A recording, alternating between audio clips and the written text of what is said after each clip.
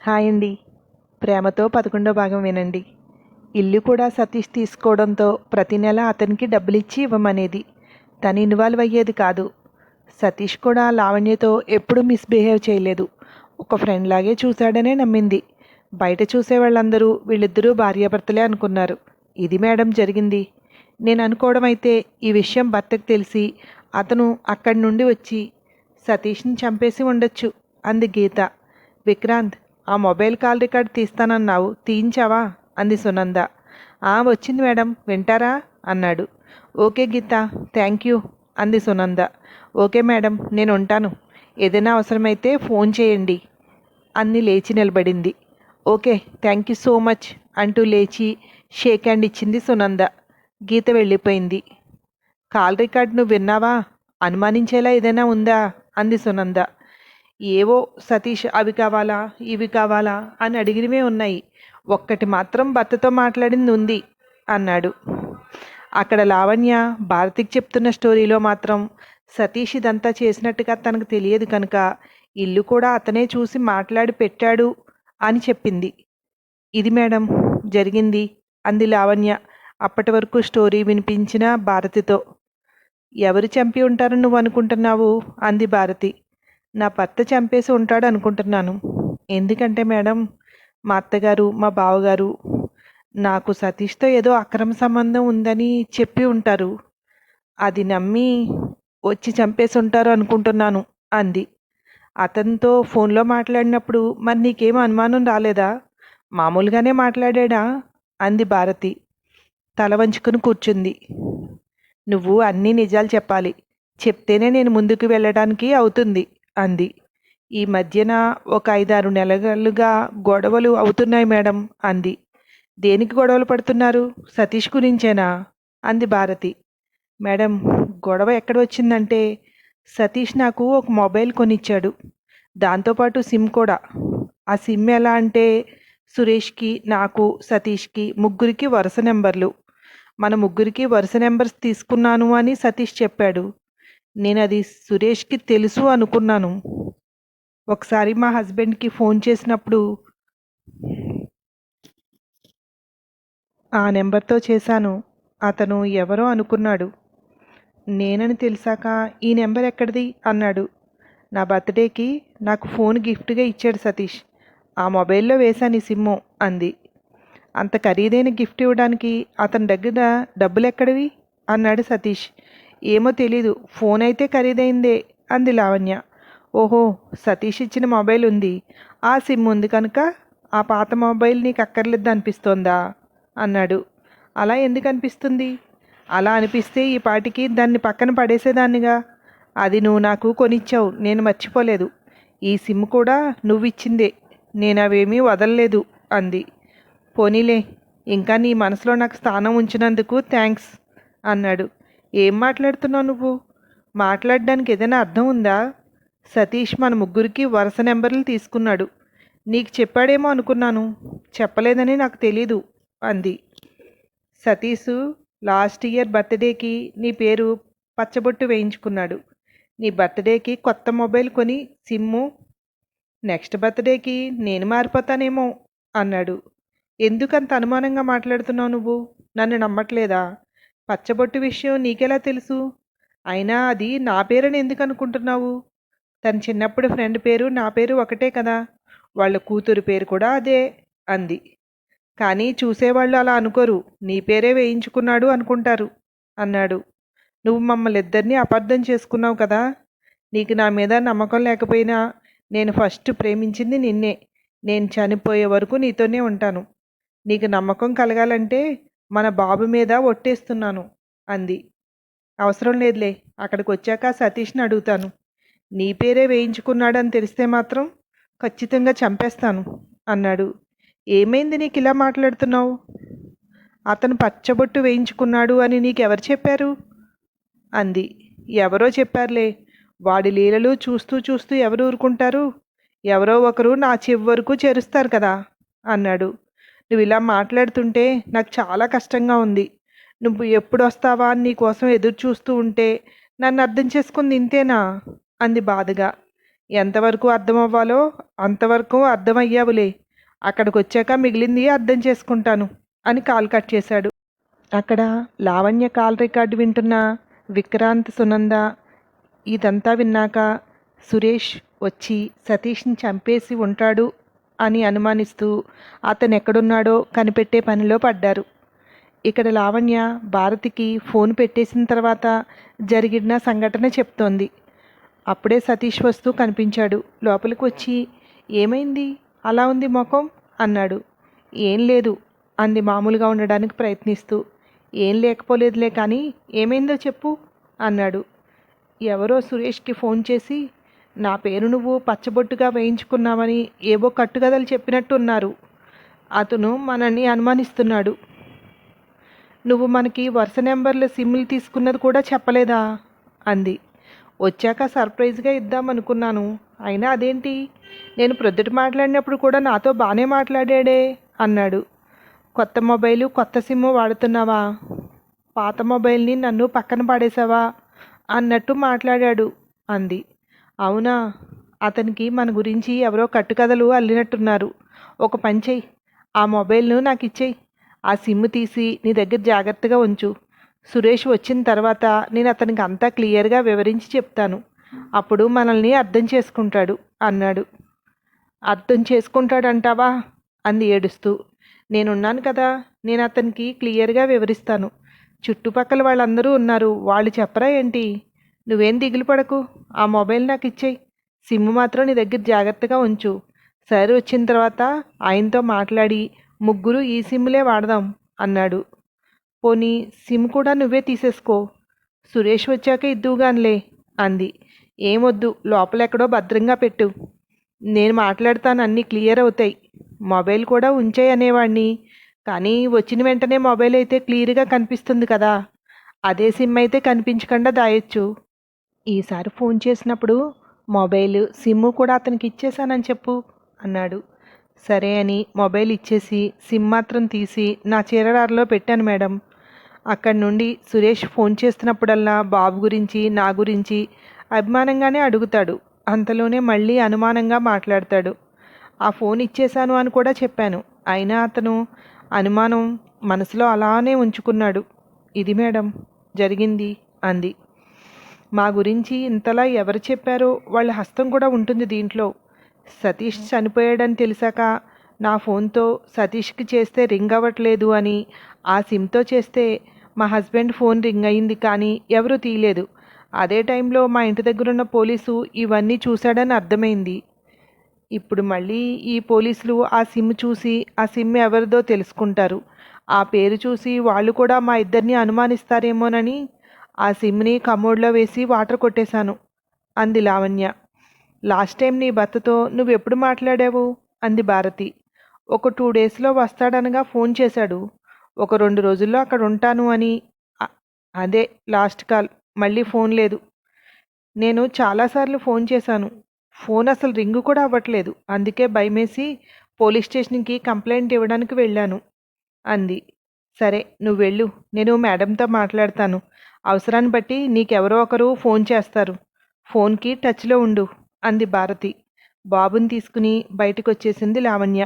అక్కడ చుట్టూ చూసి దూరంగా నిలబడి ఉన్న యాదేష్ని చూస్తూ, వీళ్ళ సహాయం నాకు అందడం మొదలుపెట్టాక వీడిని దూరం పెట్టాలి. ఈలోపు వీడి నుండి నన్ను నేను రక్షించుకోవాలి. నాకెంతో సహాయం చేసి నా నుండి ఏమీ ఆశించకుండా ఒక మంచి ఫ్రెండ్లా ఉన్న సతీష్ని అనుమానించి చంపేశాడు. అంత మంచి మనిషినే చంపడానికి సురేష్కి చేతులు ఎలా వచ్చాయో? ఎందుకు సురేష్ ఇలా మారిపోయాడు ఆలోచిస్తోంది లావణ్య.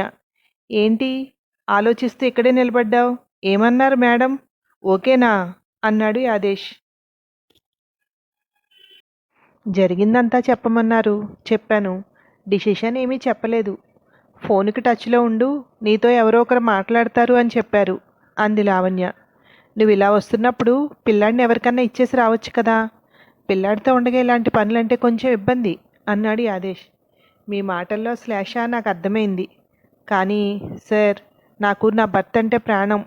నేను చిన్నప్పటి నుండి కూడా అతన్నే ప్రేమించాను. అలాంటిది ఇప్పుడు అతను ఎక్కడున్నా పట్టుకోండి అని ఎందుకంటున్నాను అంటే, నన్ను అనుమానించి ఒక మంచి మనిషిని చంపేశాడు అంది. నువ్వు నీ భర్త దుబాయ్ వెళ్ళిన దగ్గర నుండి అతని సహాయమే తీసుకుంటున్నావు. మీ ఇద్దరి మధ్యన ఏ సంబంధం లేదంటే ఎవరు నమ్ముతారు అన్నాడు యాదేష్. ఎవరి నమ్మకంతో నాకు పని లేదు సార్. అతను చాలా నిజాయితీ అయినవాడు. ఒక్కసారంటే ఒక్కసారి కూడా ఇప్పుడు మీరు మాట్లాడినట్టు కూడా మాట్లాడలేదు నాతో. ఇంత చిన్న సహాయానికి మీరు నా నుండి ఏం ఆశిస్తున్నారో నాకు అర్థమైంది. అతను నాకు 2 సంవత్సరాలుగా హెల్ప్ చేస్తూ కూడా ఏనాడు నన్ను ఆ దృష్టితో చూడలేదు. అతను సార్ మనిషి అంటే, అతనే సార్ మగాడంటే అంది. ఇప్పుడేంటి, నీ నుండి మంచివాడు మగాడు అనిపించుకోవాలంటే నేను నీ నుండి ఏమీ ఆశించకుండా నేను ఇదంతా చేసేయాలంటావు. నాకేంటి అవసరం? నేను ఏ అవసరం కోసం వచ్చానో నీకు తెలుసు. ఇప్పుడు నేను చేశాను, చేస్తాను. నువ్వు కేసు నుండి బయటపడే వరకు నాదే బాధ్యత అన్నాడు. సార్, ఒక మాట చెప్పమంటారా? నిజంగానే మీరు ఈ కేసు నుండి బయట పడేయగలిగితే పడేయండి సార్. నేను బయటికి రావడం ఒకటే కాదు, సతీష్ని ఎవరు చంపారో తెలియాలి. నా భర్త అయినా సరే అతను శిక్ష అనుభవించాలి. ఇద్దరు మంచి వాళ్ళని అనుమానించినందుకు అతను ఖచ్చితంగా శిక్ష అనుభవించాలి. అతను నన్నే అనుమానించినప్పుడు ఇక నేను ఆ తప్పు చేస్తే తప్పేంటి అనిపిస్తోంది నాకు. ఇప్పుడు మీరు అవన్నీ చేయండి. అప్పుడు మీరు అడిగింది ఇవ్వడానికి నేను సిద్ధంగా ఉంటాను అంది. సహాయం తీసుకునే వరకు ఒకలా, తీసుకున్నాక ఒకలాగా ఉంటారు నీలాంటి వాళ్లే. నిన్ను నమ్మడం అంటే నాకు డౌటే. నా అవసరం తీరిస్తేనే నువ్వు కావాలనుకున్నది నేను చేస్తాను. ఆలోచించుకో బాగా. తొందరేం లేదు, ఆలోచించుకుని చెప్పు అన్నాడు కఠినంగా. సార్, మీరు మినిస్టర్ గారితో మాట్లాడడానికి అవకాశం కల్పించారు. దానికోసమే మీరు అడిగింది మీకు ఇచ్చేయాలంటే కష్టం సార్. నేను కూడా మీకు చెప్తున్నాను. నేను చెప్పినవన్నీ మీరు చేసిన రోజు మీ మాట నేను కాదనను. మీరు కూడా బాగా ఆలోచించుకోండి సార్ అని బాబుని తీసుకుని ముందుకు వెళ్ళి ఆటో ఎక్కింది. తప్పించుకుంది. ఎలా అయినా సరే దీన్ని భయపెట్టి మన కాళ్ళ దగ్గరికి వచ్చేలాగా చేసుకోవాలి అనుకున్నాడు యాదేష్. వీడి దగ్గర మన పని అవనిచ్చి అప్పుడు వీడిని బయట పెట్టాలి. దానికి సాక్ష్యాలతో సహా సేకరించడం ఇప్పటి నుంచి సిద్ధం చేసుకోవాలి అనుకుంది లావణ్య. ఇక్కడ స్టేషన్లో ఇంత ప్రేమించిన అమ్మాయి అతన్ని తనని తప్పుగా అనుకుంటున్నాడు అని తెలిసి చంపేసిందా? ఒక అమ్మాయి వల్ల అవుతుందా? నిజంగా భర్తే చంపేసి ఉంటాడా అతన్ని అనుకుంది సునంద. సురేష్, డీటెయిల్స్ మొత్తం బయటికి తీయండి. ఒక వారం ముందు నుండి ఎయిర్పోర్ట్కి వెళ్ళే వెహికల్స్ వచ్చేవి అన్నిటినీ అబ్జర్వ్ చేయండి. అనుమానంగా ఉందనుకున్న ప్రతి వెహికల్ డీటెయిల్స్ తీసుకుని వెళ్ళి ఎంక్వైరీ చేయండి అంది. లావణ్య మినిస్టర్ గారి ఇంట్లో నుండి వచ్చింది. యాదేష్తో మాట్లాడి తను ఒక్కతే వెళ్ళిపోయింది.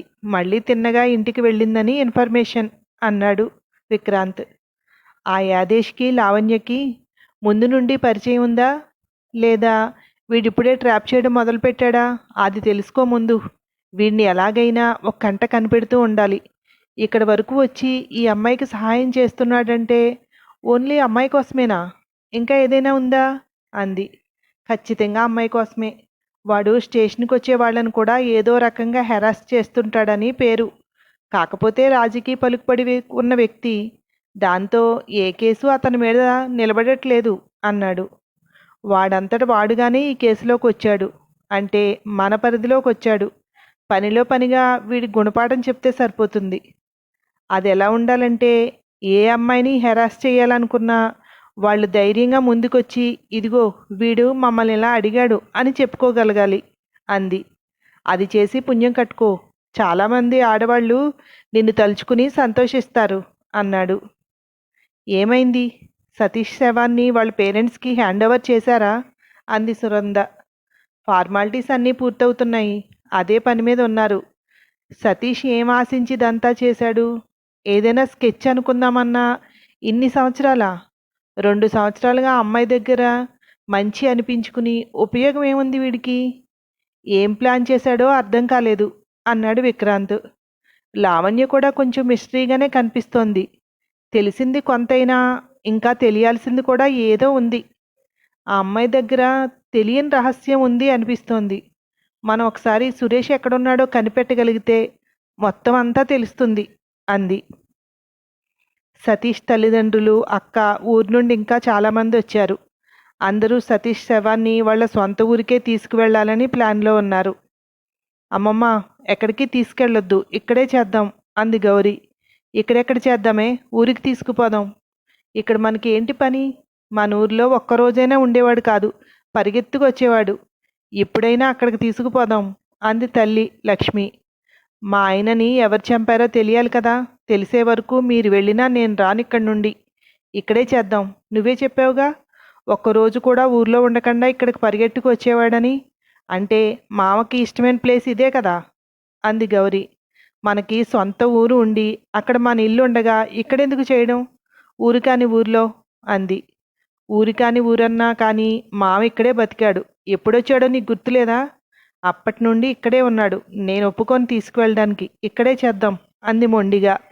అందరూ అన్ని రకాలుగా బ్రతిమాలినా అస్సలు ఒప్పుకోలేదు. కుదరడంటే కుదరదు, ఇక్కడే ఉండాల్సిందే అని మొండిగా పట్టు కూర్చుంది. అందరూ నయానా భయానా ఒప్పించడానికి చూసినా ఒప్పుకోలేదు.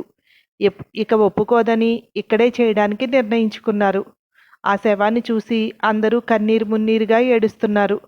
ఏడుస్తున్న గౌరీ దగ్గర కూర్చొని, ఇది ఎవరు చేశారో ఖచ్చితంగా తెలుసుకుందాం అక్క. ఎందుకు ఇదంతా చేయాల్సి వచ్చిందో బయటికి లాగుదాం. నువ్వు చెప్పింది కరెక్టే. మనం వెళ్ళిపోతే ఇక్కడ పనులేమీ జరగవు. కేసు కొట్టేసినా కొట్టేస్తారు. మనం ఇక్కడే ఉండాలి అన్నాడు గౌరీ తమ్ముడు. ఇంత క్రూరంగా కొట్టింది ఎవరై ఉంటారు? అసలు మొహం కూడా ఆనవాళ్ళు తెలియకుండా చితక్ కొట్టేశారు. ఇంత కోపం ఎవరికుంటుంది అంది. మామ గురించి మనం తెలుసుకున్నది తక్కువ, తెలుసుకోవాల్సింది ఇంకా చాలా ఉంది. తెలుసుకుందాం. ఈ కార్యక్రమాలు అవన్నీ అయ్యాక తెలుసుకుందాం. మనిద్దరం ఇక్కడే ఉందాం అన్నాడు. ఏంట్రా దానికి తందానా తానా అంటున్నావు? ఇక్కడ ఉండి ఏం చేస్తారు? పిచ్చా మీ ఇద్దరికి? ఊరికి పోదామంటే ఇక్కడే ఇక్కడే అంటూ.